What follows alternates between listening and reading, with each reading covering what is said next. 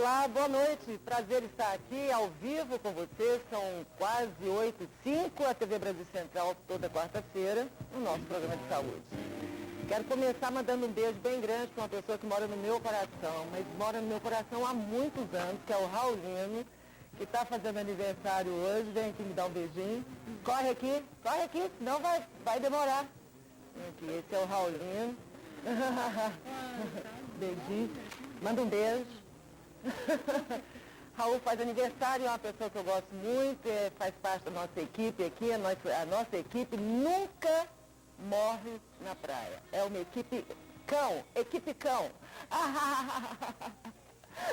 Bom, hoje nós vamos falar de dois assuntos. Eu gosto demais de falar de rejuvenescimento, mesmo porque é muito bom a gente saber o que nos espera, o que a gente pode fazer no futuro, quando precisar, ou mesmo agora.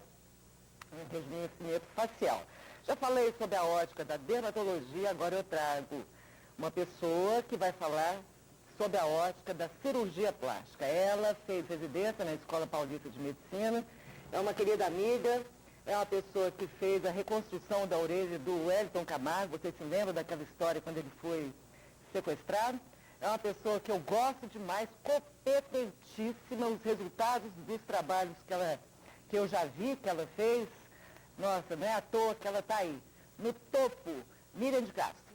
Boa noite, minha querida. Boa noite, Aurélia. Fica vermelha, não. Vou ficar, tantos elogios. Não, você merece. Nossa outra médica também não é menos competente. Ela é uma pessoa que já faz parte aqui da nossa consultoria quando se trata de endocrinologia infantil. Ela é Renata Machado. Boa noite, Renata. E nós vamos falar sobre a puberdade, que todas as nossas crianças têm que passar por essa metamorfose física, psicológica, social. Enfim, os problemas que acontecem mais frequentemente na puberdade são a segunda pauta da noite. Daqui a pouco a gente volta. Até já.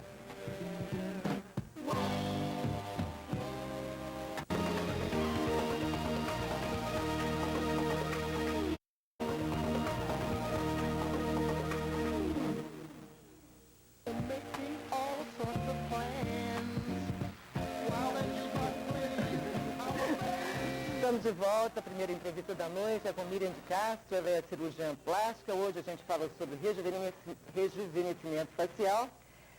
E a gente pode começar, Miriam, queria te perguntar qual que é a melhor hora para a gente voltar um pouco o relógio do tempo.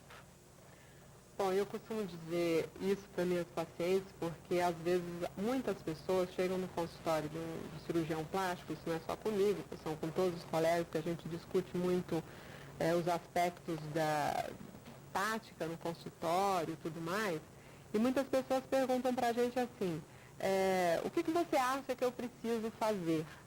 E então, sugerir, desde a residência, a gente sempre aprendeu que a gente deve evitar, porque o mais interessante é você ajudar a recuperação ou a melhora em si do que a pessoa sente. Então ela tem que saber qual é a sua necessidade. Então ela tem que falar, você tem sempre que saber assim, olha, nunca gostei do meu nariz, né? E às vezes chega uma pessoa com um nariz enorme no consultório e ela quer resolver outra coisa que isso não importa para ela. Então, o mais interessante é quando a pessoa olha no espelho ou está se vendo ao longo de um tempo já, e tá, assim, faz uma maquiagem, arruma o cabelo, olha alguma coisa e não está sentindo bem com aquela parte. Né? Olha só,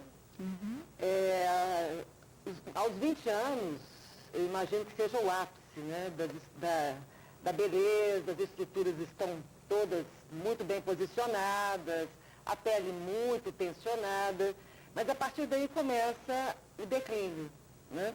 Então, a questão muscular, que antigamente, talvez essa seja uma das maiores evoluções da cirurgia plástica com relação ao lifting facial, é que antigamente, não muito antigamente, para se fazer um rejuvenescimento, além de se cortar tudo aqui em volta, a mulher ficava com essa parte aqui muito grande e ela ficava muito esticada, porque eles não mexiam na questão muscular, na queda das estruturas.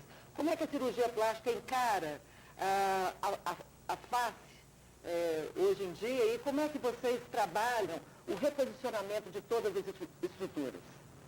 Então, existem técnicas diferentes, não são todas as técnicas que a gente aborda, e também para idades e para situações diferentes. O terço superior, terço médio e o terço inferior, que a gente chamaria da região mais para o pescoço.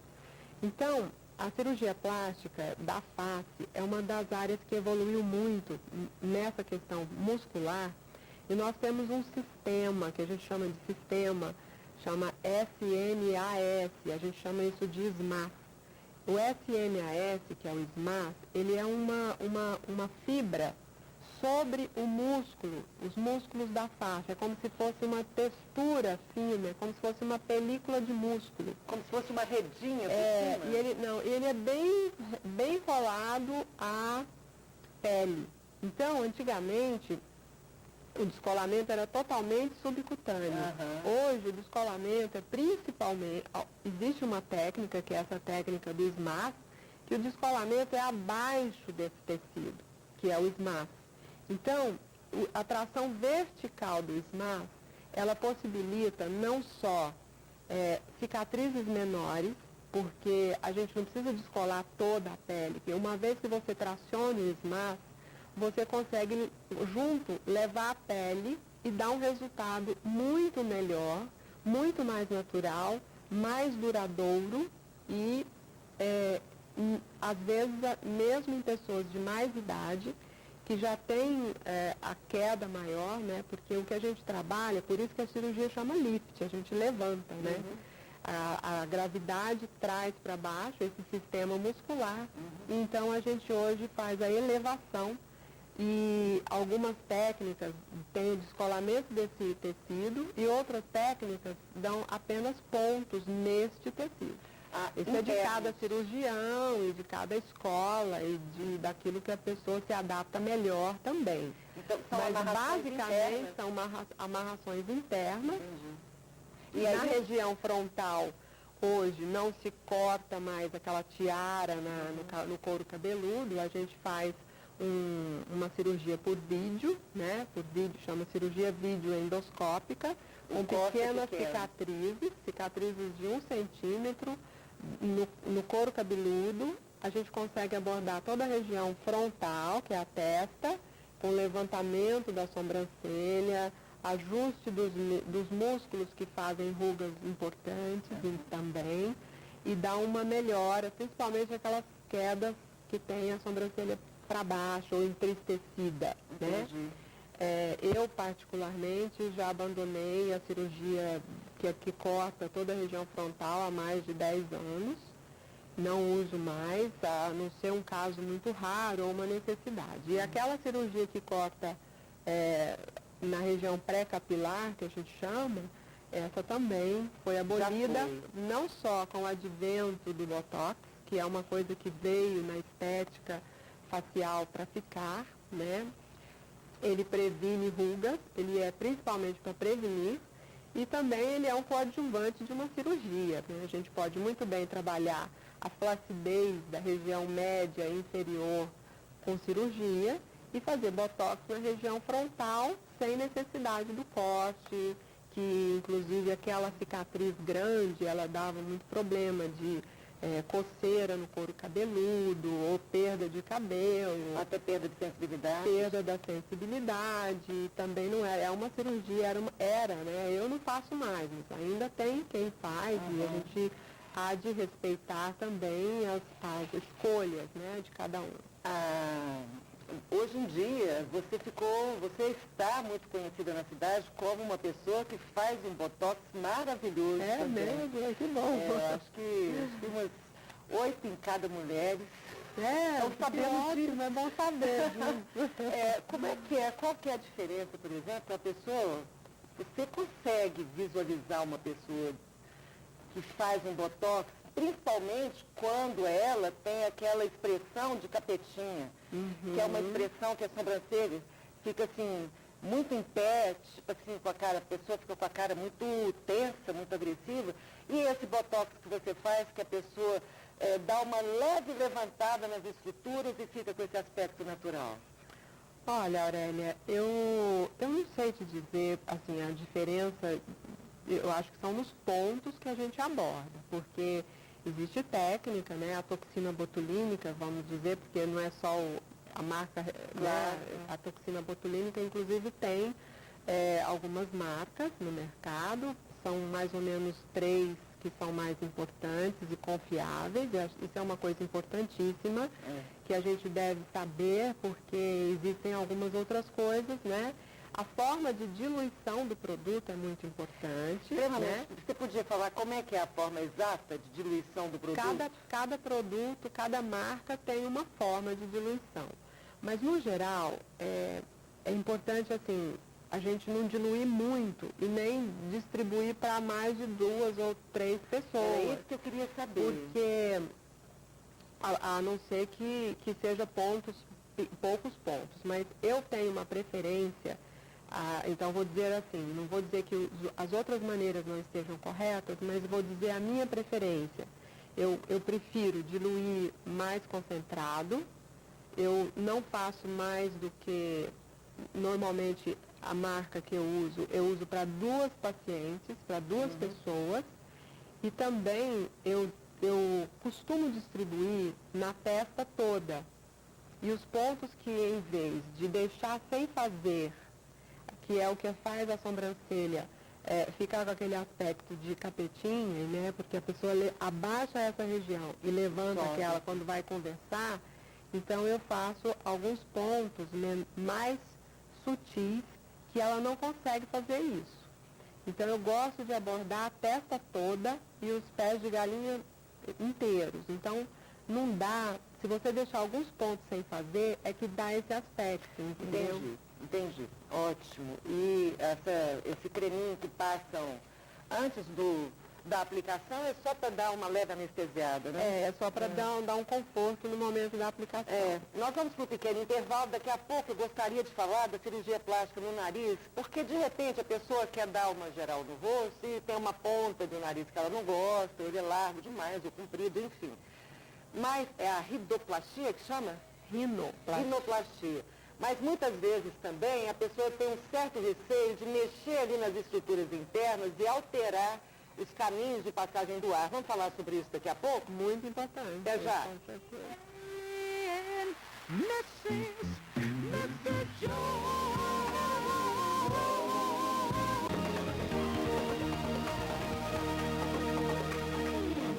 O Laboratório Núcleo é mais do que um centro avançado de medicina laboratorial.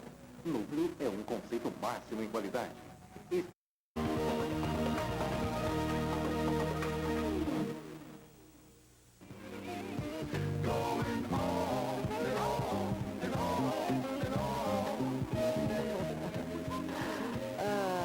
Estou aqui conversando com a Miriam, aqui, aproveitando os bastidores, fazendo umas perguntinhas aqui, porque a gente sabe que o tempo é implacável, né?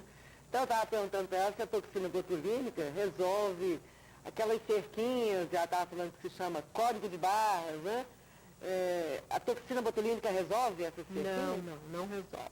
Não resolve, na minha experiência também, mesmo os preenchimentos, porque o código de barra são aqueles risquinhos, né, que ficam, não é só no lábio, na região vermelha do lábio, é na pele. Isso é muito comum em pessoas que fumam, né, ou às vezes tipo de pele, que tem, então fica aquela parecendo cortadinho, né. É um tratamento até difícil, não é uma coisa tão simples, e as pessoas mais claras, elas têm mais possibilidade, porque existem peelings, o mesmo laser e a dermoabrasão, né, que é um lixamento da pele para conseguir uma renovação nessa região. Mas assim, quando você faz dá uma esticadinha na pele e não melhora um pouco o aspecto, não? Não, muito pouco. Só para esticadinha não melhora. Então tem que aproveitar e fazer um peeling, então os lasers. Né? Pescoço, essa região da bochechinha aqui, que assim tem uma tendência a cair, dá um aspecto que a gente conhece como bulldog, igual do cachorrinho, assim. A pessoa que tem isso, na verdade, é um excesso de gordura que, com um pouco de flacidez, que faz Então, aquela isso aparência? daí, Aurélia, é exatamente o SMAP. É esse músculo que ele é um todo nessa região do rosto. Ele desce aqui, faz aquela bochechinha que a gente fica caída e desce para o pescoço e emenda com outro músculo que chama platisma. Então, quando a gente traciona essa musculatura, a gente consegue não só resolver isso, como a gente dá um contorno mandibular mais jovial. E hoje, inclusive, a região do pescoço que faz aquela barbelinha, vem junto, que é o platisma aquilo lá. É uma cirurgia que leva isso faz tipo totalmente um cordão, inteiro. Isso. Dá um resultado muito interessante. Ótimo, interessante. Você costuma fazer preenchimentos com gordura em lugares que tem depressão? Costumo. Inclusive, é uma das minhas preferências, é a gordura. Que aí você retira Porque de a um lugar gordura, e- quando ela é bem trabalhada, digamos assim, lavada, aquela gordura que realmente é da própria paciente, que é uma das coisas que a gente consegue com facilidade, né? Inclusive, ela pode durar muito tempo ou até para sempre. Que ótimo. E os Então, preenchimentos hoje que nós utilizamos podem ser definitivos e os absorvíveis. Eu, particularmente, não uso os definitivos, porque a gente não tem como controlar, não tem como retirá-los, né? E nem saber que tipo de reação é mais seguro. é mais seguro aqueles que são absorvíveis. Com certeza. Então, para não ficar colocando sempre, a gordura ainda é uma das coisas mais tranquilas. Mais... Por falar nisso, a cirurgia plástica de lifting facial não costuma dar problemas, né? Depende, eu não sei te dizer, assim, existem problemas imediatos, né, após a cirurgia, onde a pessoa ainda está se recuperando, Você como fala da hematomas, inflamações, né? A anestesia de rotina, ela é local, com sedação, então a pessoa dorme o tempo todo, mas a anestesia é localizada na região, simplesmente a gente vai aplicando, né? E existem alterações, assim, isso que você está me perguntando, existem complicações inerentes do ato cirúrgico, do pós-operatório mais recente e até mesmo do pós-operatório tardio, né? Como cicatrizes de má qualidade, ou cicatrizes queloidianas, ou outro tipo de coisas que Mas tem resultado ruim também, uma né? cicatriz hipertrófica, que é essa queloidiana que você falou, depende do tipo de pele da pessoa, Depende né? isso é cicatrização da pessoa, mas é uma E coisa assim, que preocupa. quando a pessoa tem como se fosse um hematoma, eu até escrevi aqui, ó, manchas de infiltrado sanguíneo. Que Isso, é como se for, aquele roxo que a gente fica, né? Isso aí com 15 dias, Sai. no máximo, sai. sai. A Desaparece. internação é um dia só? Uma diária só. A Normalmente, pessoa vai ter que cortar muito do cabelo assim na parte da raiz? não se corta mais praticamente, são pequenos cortes na região anterior da orelha e atrás da orelha. Muitas vezes a gente já nem utiliza mais aquele corte que vai para o pescoço. Quando o paciente faz, inclusive hoje, uma das coisas que tem evoluído muito é isso, né? Então, quando vai fazer rabo de galo, fazer um coque, isso já quase nem aparece, que as cicatrizes a gente tenta fazer com muito cuidado. E até porque a mulher, ela tem procurado muito mais jovem, né? Então, a gente tem feito também cirurgias mais por etapas. Nem sempre você aborda o rosto como um todo, né? Você aborda setores da face e vai rejuvenescer e a pessoa vai fazer cirurgias mais rápidas, com recuperação mais rápida e vai estar sempre bem. E não tem o risco de ficar muito diferente, se a pessoa quiser fazer só uma pálpebra, né? Se ela quiser fazer só uma olheira. Então, nariz, vamos quando falar a um paciente pouquinho. chega com 50 anos, você faz setores. Quando ela chega com 60 e tantos, aí você já tem que abordar como um todo. Com certeza. Nariz. Quando se mexe no nariz, existe algum risco de mudar ali o septo e depois provocar algum problema respiratório na pessoa? Depende da cirurgia, sim, né? Inclusive, hoje, a gente defende O cirurgião plástico, no geral, a gente defende uma cirurgia que a gente chama de rinoplastia estruturada. Isso é uma coisa assim, para a gente conversar sobre isso, eu teria que falar só de nariz um dia, que é uma coisa assim, o nariz, o mais importante é que o nariz, ele é uma coisa, é uma peça muito importante na nossa face, mas ele foi feito para respirar, né? Então a gente precisa muito bem respirar, porque se você deixar cicatrizes internas que vão te dar problema no momento da sua vida, depois de uma cirurgia, você vai passar a respirar pela boca, você vai passar a ter dor de cabeça, vai passar a ter sinusites. Então, muito mais do que estética, a gente tem que pensar na parte funcional. Então, nós não podemos estragar o nariz no sentido funcional, melhorá-lo esteticamente e estragar a parte funcional. Então, a rinoplastia estruturada, ela é uma técnica, né, aberta, mas é uma técnica que deixa pouquíssimas cicatrizes e é uma técnica que previne essa questão funcional. E o nariz, ele é uma peça importantíssima na cirurgia de face. Eu, particularmente, essa cirurgia estruturada, como ela é mais demorada, eu prefiro fazê-la separada da face como um todo. Mas quando a gente faz setores da face ou coisas menos demoradas, então dá para fazer só uma pontinha, dá para fazer o nariz, e o nariz, às vezes, só de mexer no nariz já é uma cirurgia de um enorme rejuvenescimento.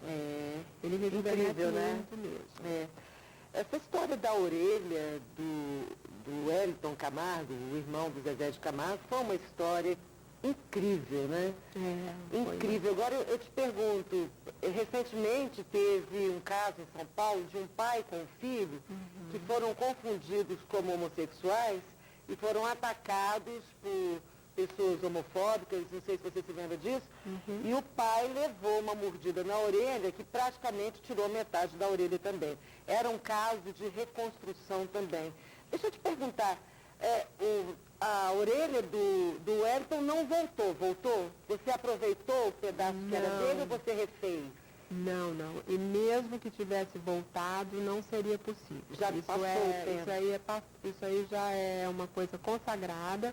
A orelha, o tipo de cartilagem, ela não sobrevive, nem a pele, não existe possibilidade, porque quando a gente reimplanta, o reimplante é uma cirurgia que a gente chama de microcirurgia, é uma cirurgia sob a luz de um microscópio. E nesse microscópio, a gente liga veias, artérias, nervinhos, entendeu? Então, para a orelha, isso não é possível. Que material é aquele que você Quando utilizou? a gente reconstrói, a gente pega, colhe cartilagem da costela, aí a gente faz uma escultura da cartilagem, implanta embaixo da pele, depois é que levanta. Então, são 2 tempos cirúrgicos obrigatoriamente e depois refinamentos, caso seja necessário. Incrível, e o resultado é muito bom, não é? É uma cirurgia muito difícil, Aurélia. É uma das mais difíceis que a gente tem. A orelha é um órgão muito diferente, né? Ele tem reentrâncias e saliências, né? Então, é muito difícil você fazer isso daí copiando da outra, né? Claro com que se certeza, faz. deve ser difícil. Muito mesmo. Mas você foi muito bem sucedida. Graças a Deus. Eu fui muito de muita esses sorte. dias também, depois eu gostaria de falar, quero até falar para as pessoas aqui, que porque de vez em quando a gente vê redução de mama, a questão da cicatriz é uma questão extremamente importante, mas eu nunca vi uma redução de mama como a que você fez na filha daquela minha amiga, com uma cicatriz tão praticamente invisível, ficou muito boa, fiquei encantada. Obrigada. Eu não sei que tipo de ponto é aquele que você deu, eu sei que ela conseguiu reduzir a mama, uma mama que era grande, com um tamanho excepcional, e a cicatriz ficou perfeita. A cirurgia plástica a gente tem que ter qualidade, né? Agora, o melhor de tudo é você olhar para a cara dessa garota agora, que é uma menina jovem de 18 anos, e ela está feliz, ela está muito satisfeita, porque o próprio peso da mama nas costas era uma coisa que dava dor. Ela é karateca, né? Então ficou perfeito. Que bom. Te agradeço a sua participação mais uma vez. Eu conversei com a agradeço. cirurgiã plástica Miriam de Castro. Ela é uma querida aqui do programa, nossa consultora. Vai estar na revista Boa Vida, edição especial, que será lançada em setembro. E no domingo eu convido você a comprar o Diário da Manhã e dar uma olhada na nossa coluna Boa Vida, que Miriam de Castro vai estar lá. Até já.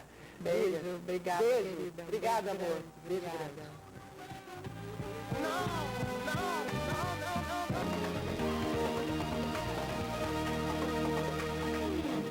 O Laboratório Núcleo é mais do que um centro avançado de medicina laboratorial. Núcleo é um conceito máximo em qualidade. Especializado em dosagens hormonais, possui 23 anos de comprovada experiência e alta tecnologia, garantindo rapidez e confiabilidade. Núcleo faz a diferença. 12 filiais, coleta domiciliar e resultados via internet.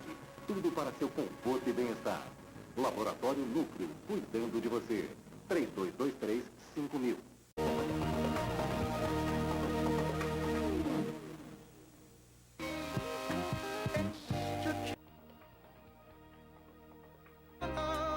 Now we got to be extra careful. Hey, that we don't. Estamos de volta. Eu quero mandar um beijo grande para a Heloísa Reis, do Laboratório Núcleo. A Heloísa está sempre assim, comecinho da manhã, 6h30, ela já está lá no laboratório, dando uma olhada em tudo, uma supervisionada, conversando com os clientes, com os amigos. Por isso que o Laboratório Núcleo tem, assim, apesar de toda a modernidade dos equipamentos, da tecnologia que eles usam lá, a gente tem a impressão que a gente entra num lugar, assim, familiar, sabe, diferente, trata as pessoas assim, os funcionários, as meninas no atendimento, beijo para a Raquel, para a Renata também, com muita familiaridade, isso é bom. Núcleo é o laboratório também quando você vai fazer dosagem hormonal, não se esqueça que a família Núcleo é uma família de endocrinologistas. E por falar em endocrinologia, estou com Renata Machado, ela é endocrinologista infantil, o tema é puberdade, justamente para a gente saber a hora que nossas crianças começam com aquelas explosões hormonais e que fazem toda a diferença numa fase que para muitos é difícil, para outras não tanto. Mas enfim, boa noite, doutora. Boa noite, um prazer estar aqui. Prazer é meu. A puberdade a gente tem que dividir na puberdade masculina e feminina, não é? Tem algumas semelhanças, mas funcionam diferentemente para cada sexo. Então vamos começar falando das meninas. A partir de certeza. quando os hormônios na mulher começam a manifestar para fazer dessa criança uma adulta? Então, é considerado normal o início da puberdade na menina a partir dos 8 anos. É tão novinha, né? Mas é normal começar, então, os primeiros sinais, ou de pelinho, ou de telarca, de mama, a partir dos 8, certo? E até os 13 anos tem que ter iniciado já. E é normal que a menarca, a primeira menstruação, aconteça a partir dos 10 anos de idade. É muito jovem ainda, mas se vai devagarzinho e não compromete o crescimento, não é considerado puberdade precoce ainda. Não, então peraí, vamos voltar, por conta dessa coisa da puberdade precoce. Se a menina com 8 anos menstruar... É precoce. É precoce. É precoce. Ela pode começar com 8 anos. Começar pode até começar e a gente tem puberdade. tem que acompanhar essa evolução. Começa com um estágio bem pequenininho, o peitinho, vai crescendo, tem todo um processo e tem que demorar pelo menos 2 anos. Era isso que eu queria saber. Depois de quanto tempo depois do início da puberdade? 2 anos. Então, uma puberdade normal, em média, em 2 anos vai acontecer a menarca. Mas se, por exemplo, ela, uma menina com 8 anos, tiver um peito maior do que uma que está só com aquele brotinho, isso significa alguma coisa também? Tem que ser avaliado. Algumas vezes a menina começa um pouquinho antes dos 8, 7 anos e meio, e vai muito devagarzinho e chega a menstruar depois dos 10. Não é puberdade precoce também, mas tem que ser acompanhadas bem de perto. Entendi. Vamos falar um pouquinho dessas alterações hormonais. O que acontece com essa menina quando ela vai deixando de ser criança? O que acontece funciona assim, a gente tem o hipotálamo, é um lugar no cérebro, que é bem onde tem o controle das emoções, e ele é subdividido em vários centros. Tem uma parte lá que chama gonadostato, que essa parte produz hormônio também, então o cérebro também produz hormônios, que vai controlar a hipófise, que é a glândula mãe, que por sua vez controla as gônadas, todas as glândulas e as gônadas.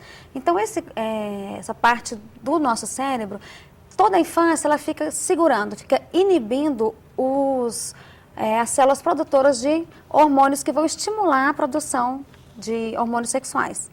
Se acontece dela amadurecer um pouquinho antes do tempo, então todo esse processo que deveria ser depois dos 8 na menina e depois dos 9 anos no menino, pode acontecer mais cedo. Então, se a pessoa tiver algum problema neurológico, um TCE, um traumatismo craniano, um trauma de parto, uma falta de oxigênio, qualquer doença neurológica por si pode levar à puberdade precoce. Até questões psicológicas, de repente, podem dar uma alterada nessa questão da produção hormonal, não? Geralmente é o contrário. Quando a criança começa a produção hormonal muito cedo, tem uma alteração psicológica que vem associada. Então, as meninas têm a tendência de menstruar hoje em dia um pouco mais cedo, não por um excesso assim de erotização de televisão, não é isso, mas pelo aumento de ganho de peso. Então, com o aumento da obesidade, acontece um avanço da idade do osso. Matura-se o osso e o corpo começa a funcionar como se ele fosse mais velho. Quando chega aos 40 quilos de peso da menina, o corpo entende que é uma mocinha, então vai menstruar. Então tem esse limite de mais ou menos dos 40 quilos. Entendi. E como é que é essa questão do crescimento e a menstruação? O pico do crescimento, ele acontece bem antes da menstruação, na menina. Que é o estirão. Que é o estirão. Então, toda a infância, a menininha não tem mama nenhuma, elezinho. Aí a gente vai falando por vários estágios. Aí tem o estágio 1, é esse de criança. O estágio 2 é aquele brotinho bem pequenininho, só na auréola. O estágio 3 passa da auréola. O 4 dá uma segunda divisão e o 5º já de mulher madura. O pico do crescimento da menina é no estágio 2 para 3. E a menarca acontece geralmente do 3 para 4. Então, quando menstruou, ela já está na fase de desaceleração do crescimento. Não é que não cresce mais, mas a maior parte do crescimento já foi. O menino também, a gente vê, mas pelo tamanho do testículo, também vai de 1 a 5. O menino, ele tem um crescimento, o pico de crescimento mais tardio, do volume 3 para 4. Então, é um dos motivos porque os meninos ficam maiores. Entendi. Nessa fase. Nessa fase. Depois as meninas antes elas crescem começam mais antes, rápido, param mais cedo. Mais cedo. Eles demoram um pouco mais para entrar em puberdade, mas a puberdade deles tem um pico maior e mais tardio. Então, eles têm mais tempo para crescer. Antes de falar dos meninos, eu vou só insistir, só mais em algumas perguntinhas das meninas e aí a gente passa para os meninos. A menstruação significa que a menina está ovulando ou nem sempre? Nem sempre. Às vezes a primeira menstruação, uma das primeiras, podem ser anovulatórias. Mas já corre o risco de gravidez desde a primeira menstruação. Com certeza. Corre o risco, né? Corre o risco, sim. Vamos falar dos meninos? Vamos falar. Os meninos têm ejaculações noturnas nessa fase? Tem sim. Isso é totalmente natural, é normal, é uma coisa hormonal. Chama emissões noturnas. Ou poluição noturna. Poluição noturna. Isso. Ou então, sonhos úmidos. Tem um monte de formas de colocar a Sonhos mesma úmidos coisa. eu achei melhor frase. Explica bem. Sonhos úmidos. E o menino, às vezes, não entende, mas isso não tem nada a ver, por exemplo, com desejo, tem? Não, é totalmente natural, porque na adolescência, os meninos e as meninas também, eles têm uma quantidade de hormônio sexual muito superior à do adulto, depois dá uma baixada. E nesses excessos, esses picos hormonais, isso pode acontecer. Então, é o corpo treinando para ter um desenvolvimento sexual normal. Entendi. Vamos começar do começo. Então, vamos lá. Quando é que o menininho o corpo do menino começa a se preparar para ser um adulto? Então, no menino, esse aparecimento é geralmente 1 ano depois. É considerado normal a partir dos 9, o começo. Então, aumenta um pouquinho o tamanho do testículo, ele fica um pouquinho amolecido. Primeiro cresce o testículo, depois espicha um pouquinho o pênis, depois engrossa o pênis. O pessoal fica meio estressado, nossa, mas está demorando, está muito pequeno, tem que ter um pouco de paciência. É um momento de ansiedade para eles, né? Para os meninos, muito. Com certeza. E existe uma variação muito grande, então, de normalidade. Então, entre 9 e 14 anos, é normal começar a puberdade nos meninos. Então, um menino de 12 pode ser completamente infantil, e tem meninos de 12 que já estão bem rapazinhos. Estão todos na mesma sala de aula, vão todos no banheiro juntos. Quando comparam, aquele que tem um certo atraso, ele fica desesperado. Né? E não dá para comparar com o coleguinha, tem que comparar com ele mesmo, com a idade do osso que ele está, o tamanho que ele está. Os meninos ficam desesperados se estão um pouco atrasados. Entendi. Qual seria o motivo da mãe levar o filho no endocrinologista infanto-juvenil, então? Então, se houver aparecimento precoce, que é no menino antes dos 9 anos. O quê? Aparecimento de? Pelo ou de aumento de testículo, tanto pelo pubiano quanto pelo axilar. Às vezes vem primeiro, antes do pelo, aparece o odor, vem o cheirinho. Que é um cheiro até forte, né? Mais forte que o do adulto. Aí tem que usar desodorante, não... É verdade. Não tem jeito. Bom, e aí? E que acontece? Tem que levar, se tiver com precocidade, então no menino antes dos 9, na menina antes dos 8, ou se tiver atrasado demais. E essa coisa que você falou da escola e que a gente costuma comparar também entre eles, a questão do tamanho também. Então, muitas vezes o menino se sente um pouquinho, como nós, as meninas, né? Às vezes a menina de 10, 11 anos, a coleguinha tem um peitinho, usa sutiã, a outra é lisa. Tudo isso gera uma certa ansiedade? Gera ansiedade. A gente comenta que não dá para comparar, mas é claro que isso é natural, elas vão se comparar entre si. Então, como tem essa grande diferença de início e final de puberdade, isso gera muito conflito. Mas então, o que é considerado doença? Se for muito precoce, antes dos 8 na menina, antes dos 9 no menino, ou se com 13 anos da menina não tem nada, nem pelinho, nem início de mama, e no menino aos 14 não começou ainda a puberdade. Entendi. Então são esses limites. Você vê que os limites são bem amplos, né? Se a menina até os 13 anos não menstruar, é motivo de procurar um endocrinologista. Até os 15. Se até os 13 não tiver nenhum sinal. Porque geralmente demora-se 2 anos entre o botãozinho mamário e a menarca. E qual é o sinal que demonstra que, pronto, amadureceu? Agora já é um corpo adulto que funciona como um corpo de adulto. Então a gente considera a menarca na menina, a primeira menstruação, se bem que ainda vai crescer um pouquinho, ainda os primeiros 2 anos esse ritmo da menstruação pode se alterar. É normal nos primeiros 2 anos, ciclos anovulatórios, uma menstruação meio bagunçada, vem muito 2 vezes no mesmo mês, depois 3 meses sem vir, isso é considerado normal. É até uma ausência? Sim, é normal. O corpo está ainda tá amadurecendo, se adaptando.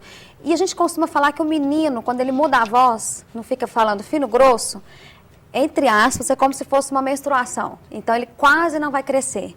Então, se não tem esse fino e grosso, é que ele já está bem estabilizado, já amadureceu bem, já não tem mais nenhuma alteração da voz aqui, ele já está bem rapaz. A gente correlaciona isso muito com a idade do osso, com o final da possibilidade de crescimento. Que é visto através de um exame de raio-x de punho, não é isso? Isso mesmo. Porque se houver ainda uma distância entre os ossos, é porque essa distância, porque o osso ainda vai crescer, não é? É isso Mas mesmo. se tiver tudo coladinho, você me ensinou, Foi. você lembra? Naquela entrevista. Mas, enfim, muitos meninos também têm um certo complexo das mamas que crescem em determinada fase da idade, da vida do menino, que se chama ginecomastia. Isso, ginecomastia. O que é e por que alguns têm?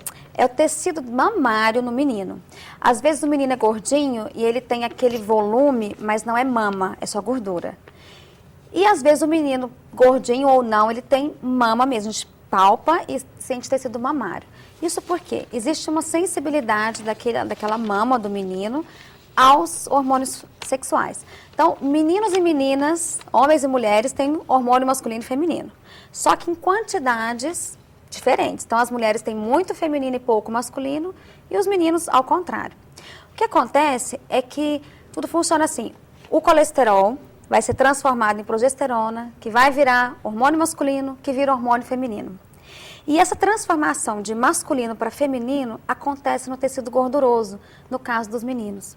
Então, se o menino é muito gordinho, além de fazer o volume da gordura, lá naquele lugar, naquele tecido gorduroso, ele vai transformar o hormônio masculino em feminino.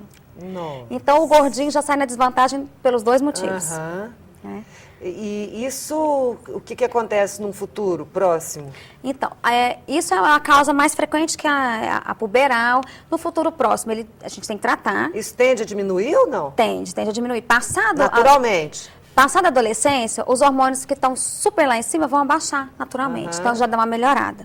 A gente vai tentar, claro, emagrecer essa criança. E temos também que verificar se não existe alguma doença. Por exemplo, tumores de fígado, de testículo, que estão produzindo muito hormônio feminino. Então, a gente tem que primeiro descartar a hipótese de alguma doença. Então, qualquer situação que tenha um excesso de hormônio feminino. Descartando isso, então, a gente fica com a hipótese de uma superconversão. O hormônio masculino virando feminino dentro do tecido gorduroso. Ah, entendi. Alguns casos são tão graves interessante que só isso. cirurgia plástica. Ah, e aí Mas já a é caso minoria. para Miriam. Já é caso para Miriam. Aham. Mas é a minoria. Mas assim, o importante é resolver, porque isso deve dar um tremendo um complexo mesmo no menino, Dá. né? Não quero tirar a Porque camisa. tem essa questão de um ficar curtindo com a cara do outro na escola. Realmente isso não deve ser fácil, não. A gente vai para um pequeno intervalo.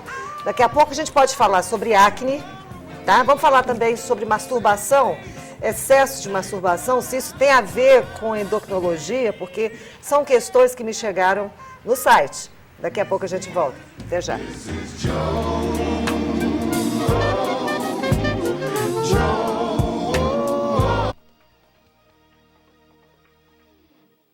Laboratório Núcleo é mais do que um centro avançado de medicina laboratorial. Núcleo é um conceito máximo em qualidade. Especializado em dosagens hormonais, possui 23 anos de comprovada experiência e alta tecnologia, garantindo rapidez e confiabilidade. Núcleo faz a diferença. 12 filiais, coleta domiciliar e resultados via internet. Tudo para seu conforto e bem-estar. Laboratório Núcleo, cuidando de você. 3223-5000. O PR demonstra sua força na defesa dos interesses de Goiás. O deputado estadual Álvaro Guimarães foi eleito pela 5ª vez para representar os interesses do Estado e da região sul de Goiás. Para este mandato, temos 3 grandes prioridades. Fazer com que a ferrovia Norte-Sul chegue até a cidade de Itubiara. Construção de moradia... Mas a gente também fica um pouquinho... ...que tem o sonho da casa própria. E também pavimentação e manutenção de nossas rodovias.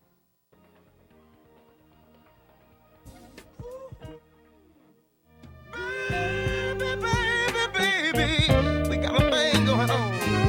Hey, we got to meet at the Eu converso agora com Renata Machado, ela é endocrinologista infanto-juvenil. Nós estamos falando justamente dessa época da puberdade, que é a passagem das crianças para a vida adulta.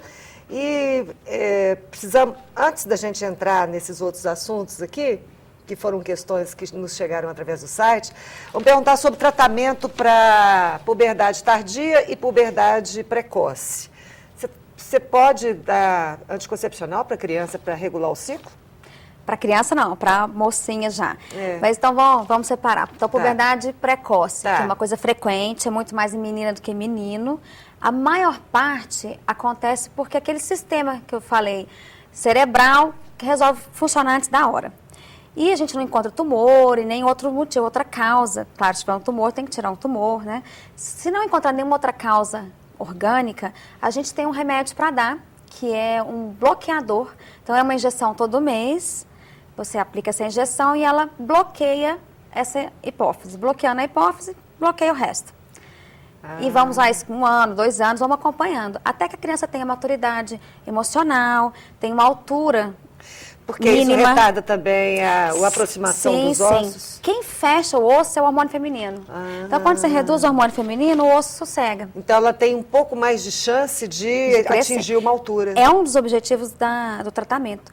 Então, a puberdade precoce, sem tratamento, ela causa uma baixa estatura. Fica uma criança muito grandona, ela cresce muito, mas o osso avança muito mais. Então, ela tem uma perda de estatura no final das contas. No final, ela fica bem menor do que o esperado para a família dela.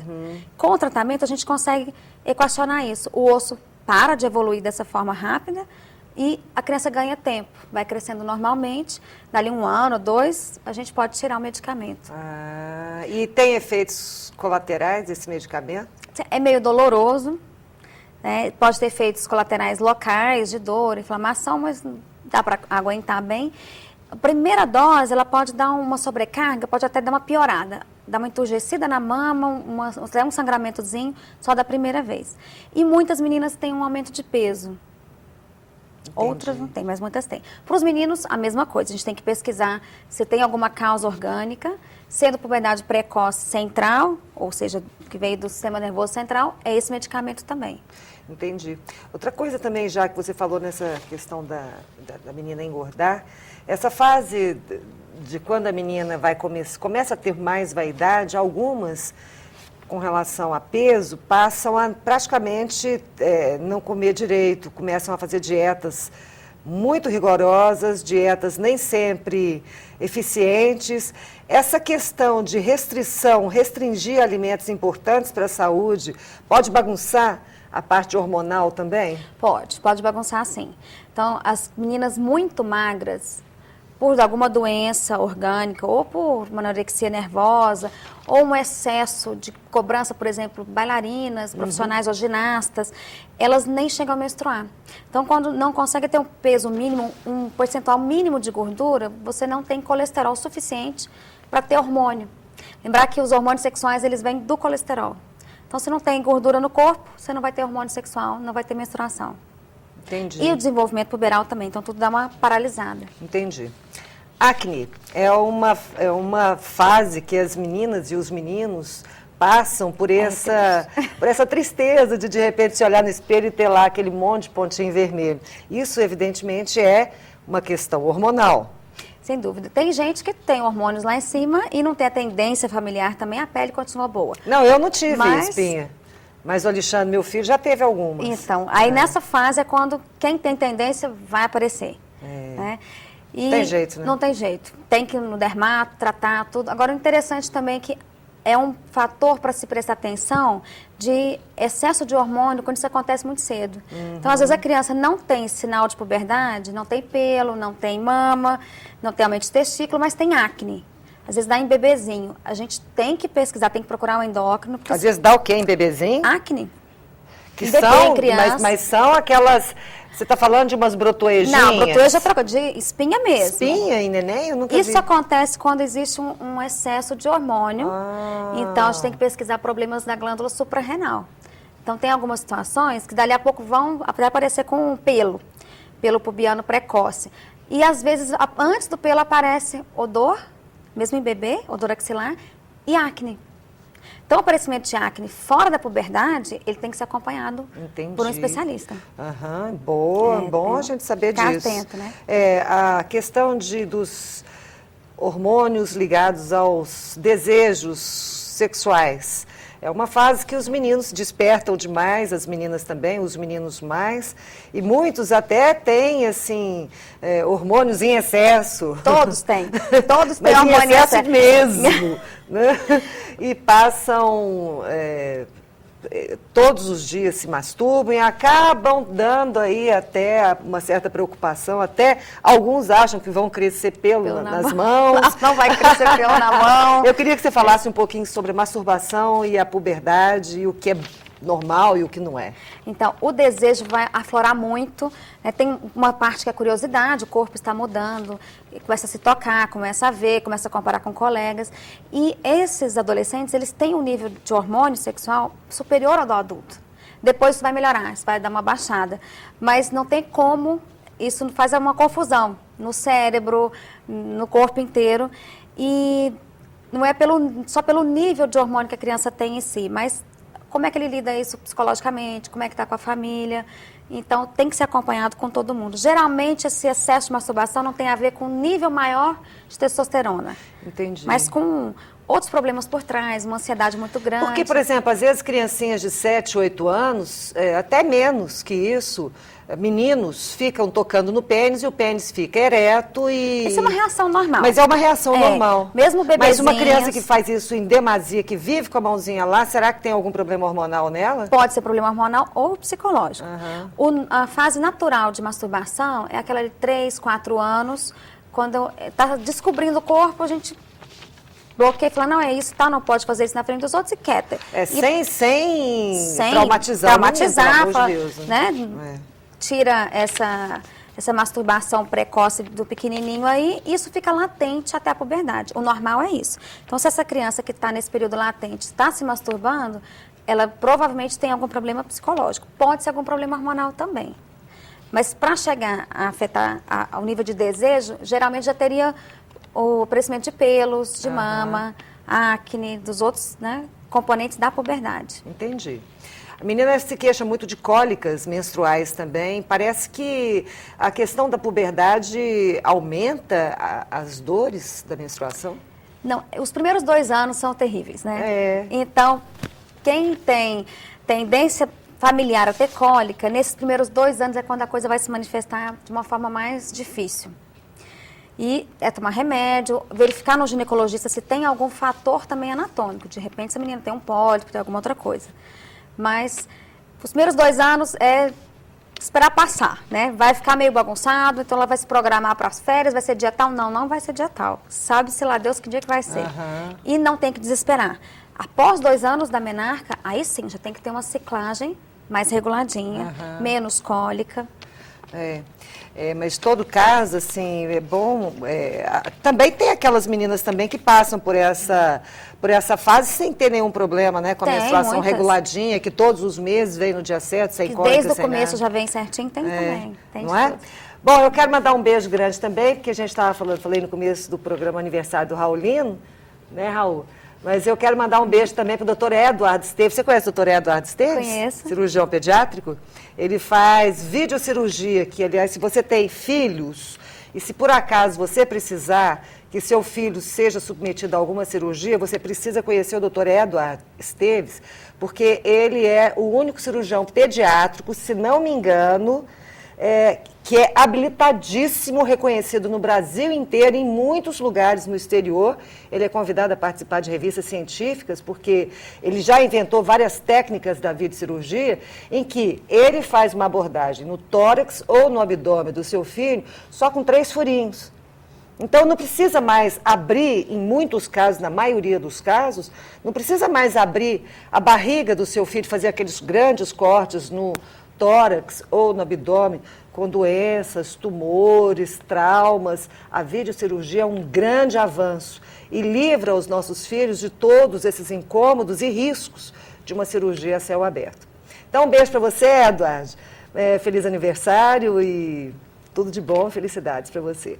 Doutora, dá um recadinho final ali para o pai e para a mãe, que como é que eles devem agir, e a gente se preocupa tanto com as nossas crianças. Tem aí 30 segundinhos para falar um tchau e dizer aos pais como eles devem se comportar durante a puberdade das crianças.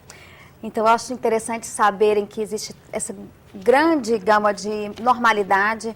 Então, de 8 a 13 para início na menina, de 9 a 14 no menino. Tratar com naturalidade essas questões de transtorno de humor que eles apresentam, de comportamento, que isso é natural. E qualquer dúvida, procurar a gente, claro. Ok. Né? Eu quero mandar um beijo Pode especial mandar. Para quem? para a Maria Luísa, minha filha, que fez 10 anos ontem. E para a muito bem. Sofia, minha filha, que dia 19 vai fazer 8 anos. Que gracinha. Todo São mundo de agosto. leoninas. São. Semana que vem. Obrigada, doutora. Obrigada. Prazer. Semana que vem vamos ter a doutora Fernanda Bugalho falando sobre ronco. O outro assunto a gente ainda vai escolher. E eu conto com a sua audiência. Até lá. Beijo. Tchau.